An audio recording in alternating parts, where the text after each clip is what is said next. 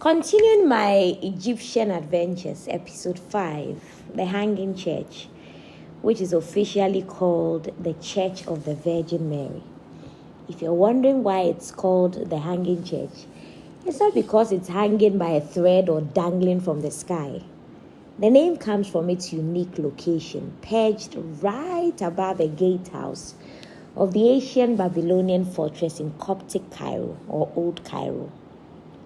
Think of it as a church with its prime balcony view. Back in the day, its nave literally hung over a passageway which gave it its dramatic name. The Hanging Church is renowned for several apparitions of Mary, the most famous being the miracle of Mokattam Mountain. In the 10th century, Pope Abraham of the Coptic Church was challenged by the ruling caliph to move Mokattam Mountain through prayer, inspired by Jesus' teaching that faith can move mountains. After 3 days of prayer in the Hanging Church, Mary appeared to Pope Abraham, instructing him to find a one-eyed tanner named Simon, whose faith could move the mountain. Following Mary's guidance, Pope Abraham sought out Simon. When Simon prayed, the mountain moved, and he disappeared soon after. Witnessing this miraculous event, the Caliph acknowledged the truth of Pope Abraham's faith. To this day, Mary remains central to the devotion at the Hanging Church. You enter through a bustling market, weaving past vendors before climbing a staircase that leads to the church.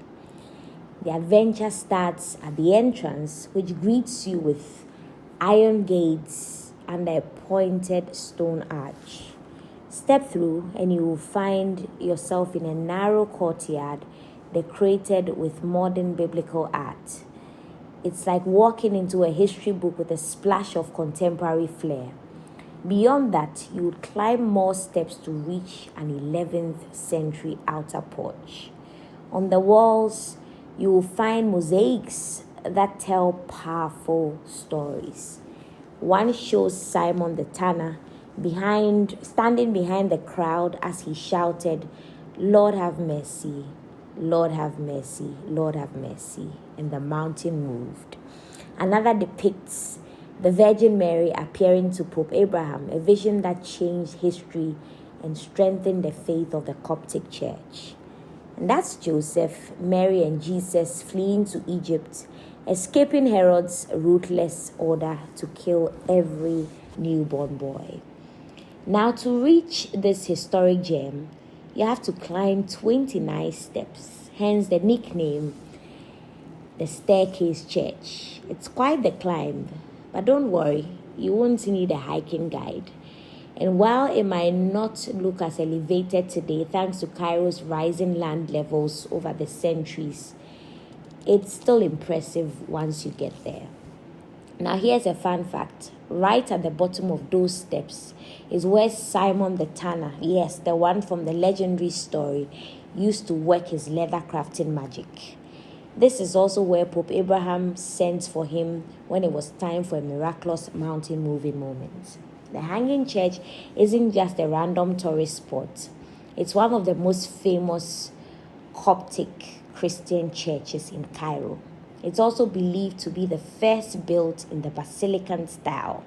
And if you're lucky, you might hear stories about Marian apparitions. Yes, the Virgin Mary herself appearing in dreams to Pope Abraham in the 970s.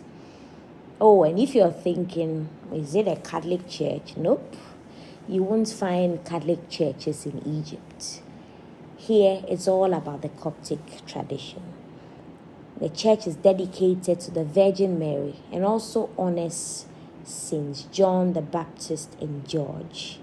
Inside, you will even find relics believed to be from the cross of Calvary. It's also one of the places where baby Jesus and his parents stayed during their time in Egypt. Imagine walking in the footsteps of the Holy Family. This is actually where Jesus was laid to sleep by his parents. Now, let's talk structure. Over the years, some original parts of the church didn't survive. Time and neglect took their toll. But thanks to restoration efforts in the 19th century, it still stands strong. The three ancient altars typical of Coptic churches have been replaced with marble slabs. And while the original ciboria are long gone, modern replacements keep the sacred vibe intact. The 13 pillars symbolize Jesus and the 12 apostles, each representing the steadfast foundation of the early church and their unwavering faith in Christ. One of the most striking features is the mosaics. You would find intricate crosses in relief near the ambo, which is a raised platform north of the central nave.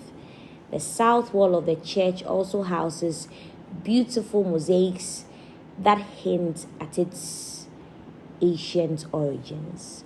The oldest and most famous icon in the hanging church is often called the Coptic Mona Lisa. It shows the Virgin Mary and dates back to the 8th century. While many of the church's original artifacts have been moved to the nearby Coptic Museum, the church itself remains a must-see in Old Cairo. Visitors can explore its fascinating interior between services or listen to masses in the ancient Coptic language. That's a piece of the Holy Cross and a fragment from the tomb of Jesus. Yes, authentic relics from the sacred sites themselves. This is why it's called the Hanging Church, because it's built suspended over the gatehouse of the ancient Babylon fortress. As you exit, you walk down into a passage that feels like a tunnel, but it's not. The corridor is lined with arched gates, cleverly designed to slow down Roman soldiers and protect early Christians seeking refuge here. You will also find a charming souvenir shop where all profits go toward helping the needy. They proudly offer some of the most authentic gemstones. I picked up a few turquoise and cat-eye bracelets, though I can't remember what the other piece was made of. Too bad, haha.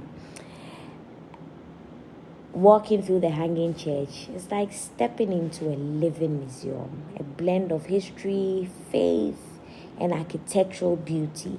Whether you come for the stories, the art, or the chance to see a place where miracles are said to have happened, it's an experience you won't forget. Stay tuned for more.